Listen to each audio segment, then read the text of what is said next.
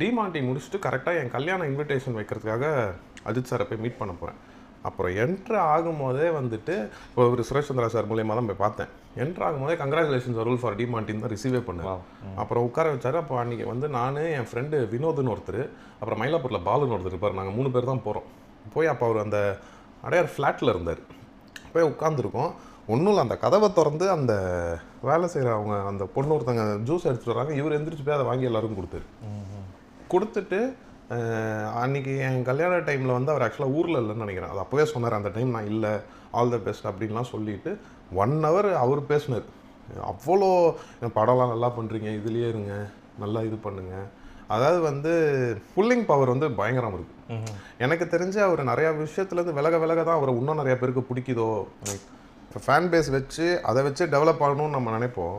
But அந்த பேஸே வேண்டான்னு சொல்லி அவருக்கு அவ்வளோ ஃபேன்ஸ் இருக்காங்க. அப்புறம் வந்து நான் ஃபஸ்ட்டு கல்யாணம் ஆகி தல தீபாவளிக்கு பார்த்த படம் தான் வேதாளம். விஜய் சார் வந்து அண்ணனுக்கு உதயானனுக்கு நல்ல க்ளோஸு. குருவி ஷூட்டிங்கில் வந்து நான் 2-3 தடவை பார்த்துருக்கேன். அவரையுமே எனக்கு ரொம்ப பிடிக்கும். ஒரு தடவை வந்து ஆழ்வார்பேட்டில் அவங்க ஃப்ரெண்டு வீட்டு கூட யாரோ இருக்குது, அங்கே போகும்போது கூட நான் ஒரு தடவை விஜய் சாரை மீட் பண்ணியிருக்கேன். அவருமே ரொம்ப சாஃப்ட்டு, பயங்கர அம்பிள். எனக்கு அவருமே ரொம்ப பிடிக்கும். இப்போ அஜித் சார் என்னன்னா, இப்போ இந்த ஃபீல்டில் வந்ததுக்கப்புறம் எல்லாரும் சொல்லி ஒரு கேரக்டராக ஒருத்தவங்களை ஒன்று பிடிக்கும் தெரியுமா? அது பிடிச்சதுக்கப்புறம் நீங்கள் வந்து அவங்கள ஸ்க்ரீனில் பார்க்கும்போது இன்னும் பிடிக்க ஆரம்பிக்கும். அவங்க என்ன பண்ணாலும் நமக்கு பிடிக்க ஆரம்பிக்கும். ஓகேங்களா? தப்போ கரெக்டோ எது பண்ணாலும் அவங்கள பிடிக்க ஆரம்பிக்கும். ஸோ அந்த மங்காத்தாலாம் வரும்போது துரை தான் ப்ரொடெக்ஷன். ஸோ கண்டிப்பாக அந்த படம் ஓடணுன்ற துரைக்காக இன்னும் பெருசாக ஓடணுன்ற ஆசை எனக்கு இருக்கும்.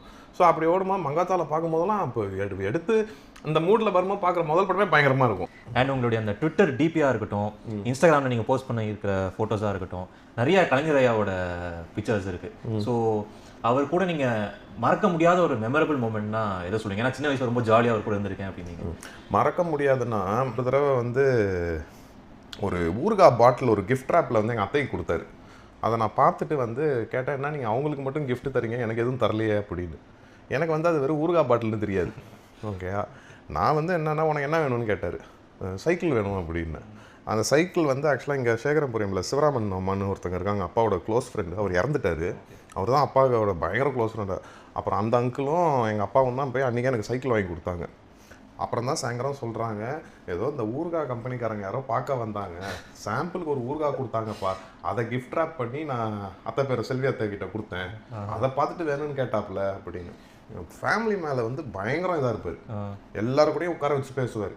அவருக்கு இருக்கிற பிஸியில் நாங்கள் ஆளாளுக்கு என்ன படிக்கிறோம், எங்கே இருக்கோம் அதெல்லாம் தெரியாது. பட் ஆனால் ஒரு டைமில் வந்து ஒரு ஈவினிங் வந்து தாத்தா வீட்டு என்ட்ரான்னு ஒரு ஆள் இருக்கும், அங்கே எல்லாரோடையும் உட்காந்து பேசுவாப்புல. அப்போ டேனியல் மாஸ்டர்னு கூட ஒரு தமிழ் மாஸ்டர் இருந்தார். அவர் தான் எங்கள் ஃபேமிலியில் பார்த்தீங்கன்னா எல்லாருக்கும் தமிழ் மாஸ்டர். உதயானனுக்கும் இருந்திருக்காரு, எழிலக்கா, அது மாதிரி எல்லாருக்குமே இருந்திருக்காரு. எனக்கு 10th படிக்கும்போது அவர் தான் தமிழ் மாஸ்டர். அப்போ எங்கள் எழிலக்காவோட டாக்டர் ஓவியான்னு ஒரு பொண்ணு இருக்காப்புல. என்ன பண்ணிட்டாப்புல, நேராக என் தமிழ் நோட்டை எடுத்துகிட்டு வந்து தாத்தா கிட்ட கொடுத்துட்டாப்புல. அதில் வந்து பார்த்தா தமிழோட ரெட்டிங்க்கு தான் நிறையா இருக்குது. அப்போ கேட்டாங்க, எங்கள் அம்மாவை கூப்பிட்டு, இவன் தமிழ் படிக்கிறானா சான்ஸ்கிரிட் படிக்கிறானான்ட்டாங்க.